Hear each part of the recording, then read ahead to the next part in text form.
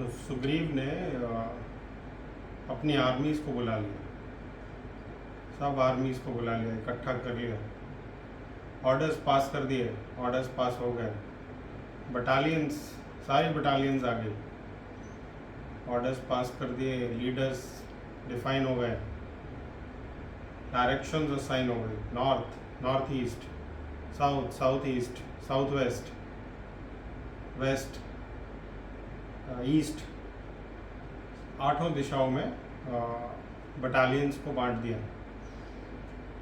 एक से एक योद्धा सुग्रीव की सेना में, एक से एक वानर, बुद्धि में, बल में, पराक्रम में, एक से बढ़कर एक। कुछ सेनाएं तो वर्णन है जापान तक पहुंच गई खोजते खोजते।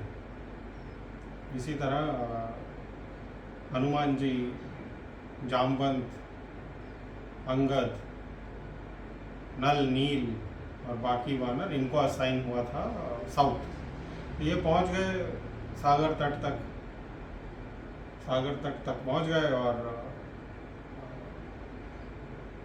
लीड कर रहे थे अंगद। अब लीड कर रहे थे अंगद, परंतु brain behind the entire group was Jamwant ji. He was the eldest and he was the strongest also. He was one of the strongest ever. Eldest भी थे, बुद्धिमान भी थे, समझदार थे।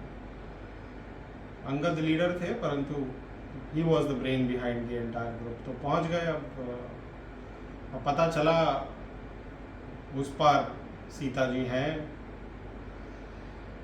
पर लेने कौन जाए, सुधि लेने कौन जाए, पता लगाने कौन जाए, इन्फॉर्मेशन कैसे लेना जाए, सागर कौन पार करेगा। अंगद जी ने बोला मैं जा सकता हूँ, पर थोड़ा डाउट है, वापस आने में थोड़ा डाउट है। तो जामवंत जी ने उन्हें रोक दिया, कहा नहीं, आपको तो हम वैसे ही नहीं भेजेंगे, आप लीडर हैं, आप युवराज हैं, आप राजा बनेंगे सुग्रीव के बाद, आपको नहीं भेज सकता। अब जो समझदार व्यक्ति होता है ना, उसका मना करने का एक तरीका होता है।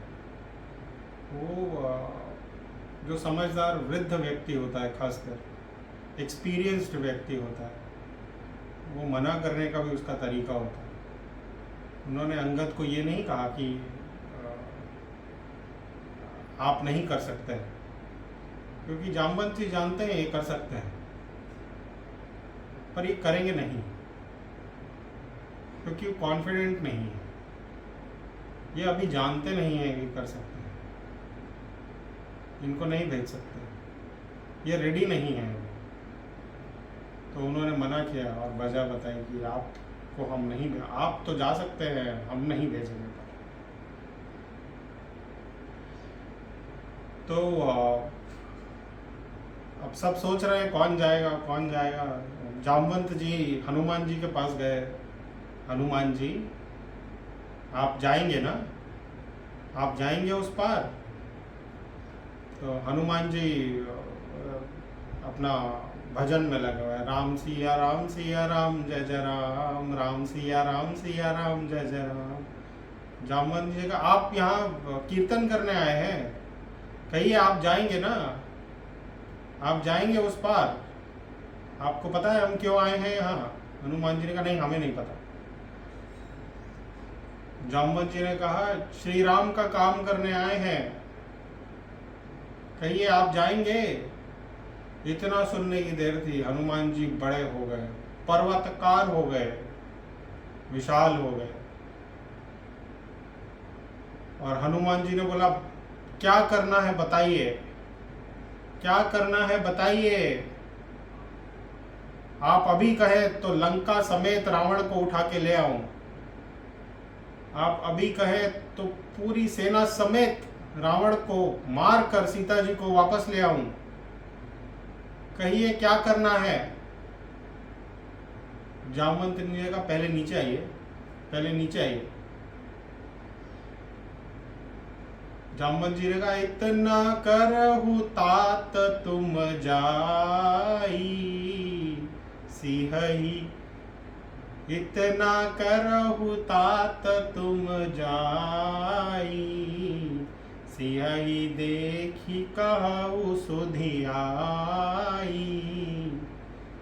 केवल सीता जी को देख कर आना है, देख कर आना है, सुधि लाना है, देख कर आना है और सुधि लाना है। देख कर आना है, सुधि लाना है, उतना ही ऑर्डर हुआ है। और ये हमारा ऑर्डर नहीं है, राम जी का ऑर्डर है। इतना नहीं करना है जो आप कह रहे हैं, जो कह रहे हैं उतना ही यही पेपर है, उतना ही ऑर्डर हुआ है, उससे आगे नहीं करना है। तो जामवंत जी ने खुद से कहा भाई आप ही सब कर लेंगे तो श्री राम क्या करेंगे। तो इसलिए इतना ही ऑर्डर हुआ है, प्रोसेस से ही चलना है, यही प्रोसेस है। हाँ? तो इतना ही करिए। तो हनुमान जी ने कहा ठीक है, ठीक है, तो इतना ही करेंगे, इतना ही करेंगे, लेकिन करेंगे अपने तरीके से। अब देखिए, एक व्यक्ति को एक काम दिया जाए और कहा है तुम्हें ये करना है। अब वो ही काम करने के कई तरीके होते हैं, कई तरीके होते हैं वही काम करने के। कोई दूसरे तरीके से करता है, कोई अपने तरीके से करता है। आउटपुट इसीलिए थोड़ा अलग अलग आता है। किसी का बहुत बेहतर होता है, किसी का थोड़ा कम बेहतर होता है। अब जैसे एक बार एक राजा अपने महल में टहल रहे थे, तो उनके साथ में उनके मंत्री भी थे। उनमें से कुछ मंत्रियों ने कहा कि भाई आपके जो विश्वसनीय हैं, जो आपने महामंत्री बनाए हुए हैं, आप इन पे बड़ा विश्वास करते हैं, भाई हम इनमें ऐसा क्या है जो हम में नहीं।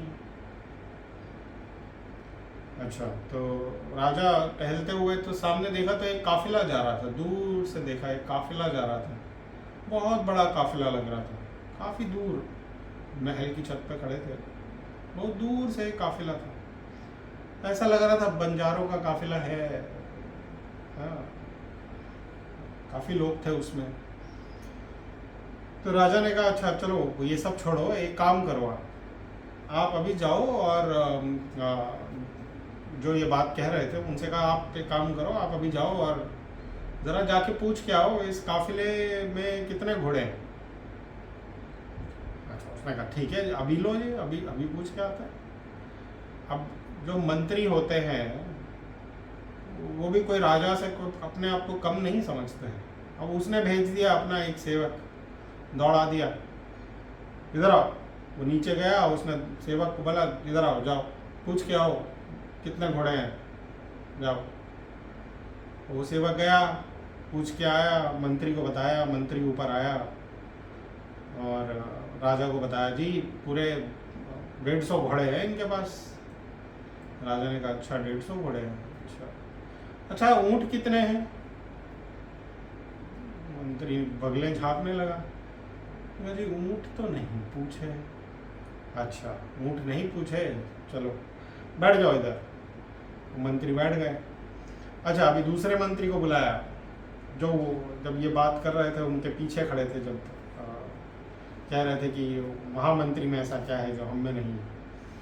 दूसरे को बुलाया, नीचे से दूसरा आया, एक काम करो ये जो काफिला जा रहा है ज़रा पूछ के आओ ऊँट कितने हैं इनके पास।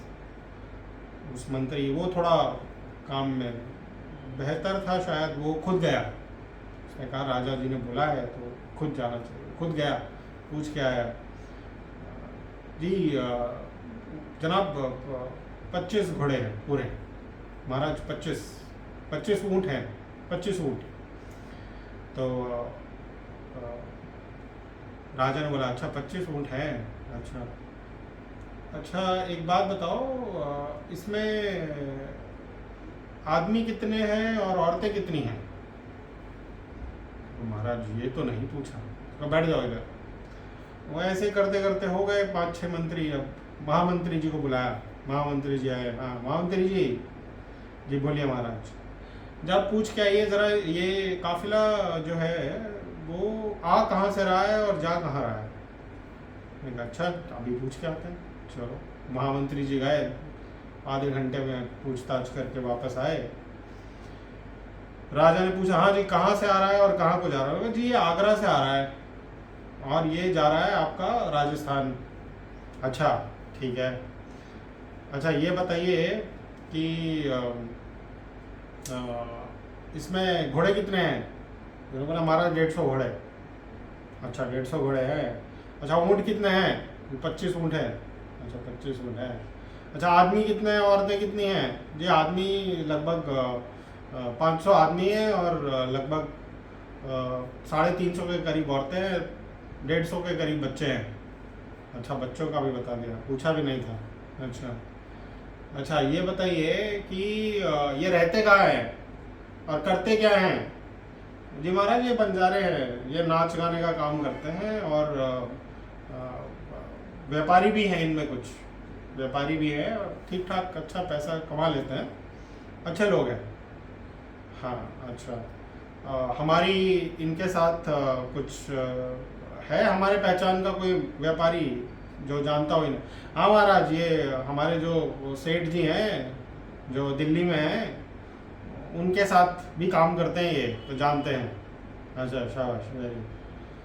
अब राजा देखे सारे मंत्रियों की और सबके सर शर्म से झुके और जवाब मिल गया। अब काम वही पर तरीका अलग, शैली अलग है। तो हनुमान जी ने कहा जाएंगे तो सही, तो काम करके अपने तरीके से आएंगे। तो जब हनुमान जी गए तो सिर्फ सीता माता को देख के नहीं आए या केवल उनसे मिल के नहीं आए, वो और बहुत कुछ करके आए। तो जब हनुमान जी तैयार हुए तो हनुमान जी चढ़ गए। वहाँ एक पर्वत था समुद्र तट के समीप, उस पर्वत पर चढ़ गए। सुंदर नाम का पर्वत था वो, इसी को तुलसीदास जी इसीलिए सुंदर कांड को इसीलिए सुंदर कांड कहते हैं, क्योंकि वो सुंदर पर्वत से ही शुरू और वापस सुंदर पर्वत पर ही समाप्त करते हैं तुलसीदास जी, इसीलिए इसका नाम सुंदर कांड। तो हनुमान जी चढ़ गए पर्वत पर, चढ़े पर्वत पर और कूद गए। अब कूदे तो उड़े हनुमान जी, उड़े हनुमान जी। तो कैसे, जैसे रॉकेट ऊपर जाता है तो रॉकेट का मैकेनिज्म ऊपर जाने का, बड़े बड़े इंजन लगे होते हैं रॉकेट में, बड़ी बड़ी मोटर, बड़ा मैकेनिज्म है उसमें प्रोपल्शन का। पर जब वो शुरुआत करता है तो न्यूटन के 3rd लॉ से करता है, तो बहुत सारा धुआं इकट्ठा करता है और ज़मीन पर पटक देता है और फिर ऊपर एक मोमेंटम के साथ, एक्सेलरेशन के साथ जाता है। तो हनुमान जी भी जब एक उड़े रॉकेट की तरह, तो जो फोर्स उन्होंने ज़मीन पर लगाया तो जो सुंदर पर्वत था वो ज़मीन में धंस गया। ज़मीन में धंस गया और पाताल तक पहुंच गया। तो जब पाताल तक पहुंचा तो हल्का कंपन हुआ, हल्का छोटा भूकंप सा आ गया। तो पाताल में देवता छुपे हुए थे रावण के डर से। रावण के डर से देवता पाताल में छुपे थे। तो घबरा गए देवता, डर गए, डरने लगे। उन्होंने सोचा रावण तो नहीं आ गया, क्योंकि जब रावण चलता था अपनी पूरी मस्ती में तो धरती डोलती थी, धरती डोल जाती थी, हिलती थी धरती, कांपती थी। चलत रावण डोलत यवन, डल हिलती थी, भूकंप आता, कांपती थी धरती। तो देवता डर गए, तो किसी को भेजा, बोला देख के आओ रावण तो नहीं आ गया, यहां से भी भागना पड़ेगा। तो कोई देख के आया, उन्होंने बोला नहीं रावण तो नहीं आया है, एक वानर का जा रहा है लंका की ओर। तो देवताओं को पता था, अच्छा वानर जा रहा है। उन्होंने कहा ये वानर वही वानर तो नहीं है कि हमारा उद्धार होने तो नहीं वाला। बोला कि चेक करना पड़ेगा, पता लगाओ। पता लगाओ, कैसे पता लगाए? देवताओं ने सुरसा को भेजा। सुरसा को भेजा। सुरसा को वरदान था, सुरसा के मुंह में आए बिना कोई पार नहीं जा सकता था। तो सुरसा समुद्र से निकली बाहर और रास्ता रोक लिया हनुमान जी का। और सुरसा ने बोला आज तो वाह, देवताओं ने मुझे आहार दिया, वाह कितना मोटा ताज़ा बंदर है। देवताओं ने भेजा था ना। तो बोला आज तो देवताओं ने मुझे आहार दिया। तो सुरसा ने कहा मैं तुम्हें खाऊंगी। तो हनुमान जी ने कहा राम काज के लिए जा रहा हूँ माता, वापस आऊँगा, एक बार न्यूज़ दे दिया उसके बाद खा लेना, काम पूरा करने के बाद, उससे पहले नहीं। उससे मैं नहीं खाऊंगी, मुझे ब्रह्मा जी का वरदान है, मेरे मुंह में आए बिना तुम आगे जा ही नहीं सकते हो। तो हनुमान जी ने कहा कि सच में खाओगी? ब्रह्मा जी का मान तो रखना ही पड़ेगा, सच में खाओगी? सुरसा ने बोला हाँ खाऊंगी, तैयार हो जाओ। तो हनुमान जी ने कहा तैयार नहीं है, चलो मुंह खोलो। तो सुरसा ने मुंह खोला और हनुमान जी दुगने शरीर के हो गए, दुगने आकार के हो गए। मुंह इतना खोला डबल हो गए। अब ये खेल शुरू हो गया। सुरसा ने मुंह और बड़ा किया, हनुमान जी और बड़े हो गए। बड़े करते करते 100 योजन का मुंह खोल दिया सुरसा ने। 100 योजन का मुंह मतलब कुछ सैकड़ों किलोमीटर का मुंह खोल दिया। हनुमान जी छोटे हो गए, एकदम छोटे हो गए। और सुरसा के मुंह से होके वापस 4-5 चक्कर आराम से घूम के, एक एक दांत गिनते हुए घूमते फिरते आ गए। क्यों भाई? इतना बड़ा मुंह खोला है तो बंद करते हुए समय नहीं लगेगा क्या भाई? एरोप्लेन भी उड़ता है तो कितना 100 kilometre per hour, 200 kilometre per hour की स्पीड से उड़ता है। तो एक 200 किलोमीटर का मुंह भी खोला तो 1 घंटा लग जाएगा बंद करते। जब तक बंद करना था हनुमान जी पूरा चक्कर वक्कर लगा के, पूरा गिन गिन के, अच्छा इतने दांत हैं, ये कीड़ा लगा हुआ है, उसको भी निकाल दिए। घूम फिर के आराम से बाहर। और हनुमान जी ने कहा ब्रह्मा जी का वरदान, ब्रह्मा जी का मान रख लिया, तुम्हारे मुंह से हो आया हूँ, अभी भी खाओगे? तो सुरसा ने बोला नहीं, आपको कौन खा सकता है,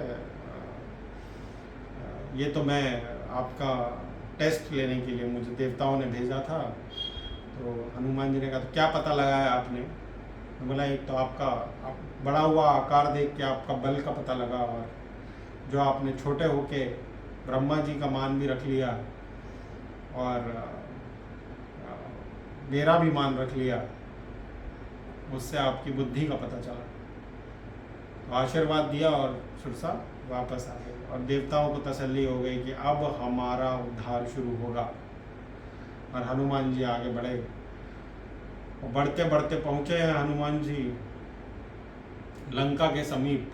लंका के समीप जब पहुँचे तो रावण ने एक राक्षसी बिठाई हुई थी लंका से थोड़ा ही पहले समुद्र के अंदर। उसका नाम था सिंघिका। सिंघिका क्या करती थी, जो जीव जंतु ऊपर आसमान में उड़ता था उसकी परछाई जो पड़ती थी जमीन पर, समुद्र पर, परछाई पकड़ लेती थी, परछाई पकड़ के खींच लेती थी समुद्र के अंदर, डुबा देती थी और खा लेती थी उसको। ये देखा जाए तो इमिग्रेशन ऑफिसर बिठाई हुई थी रावण ने। तो जब कोई आता था लंका के अंदर घुसने की कोशिश करता था तो सिंघिका देखती थी, पेपर है इसका, इसकी इंफॉर्मेशन है, वीज़ा अप्रूव हुआ है इसका, हाँ इसका फाइल आ गया है, अप्रूवल है तो ठीक है जाओ, अप्रूवल नहीं है तो पकड़ लेती थी और मार देती थी डुबा। तो देखा एक वानर जा रहा है, बड़ा मोटा ताज़ा वानर है।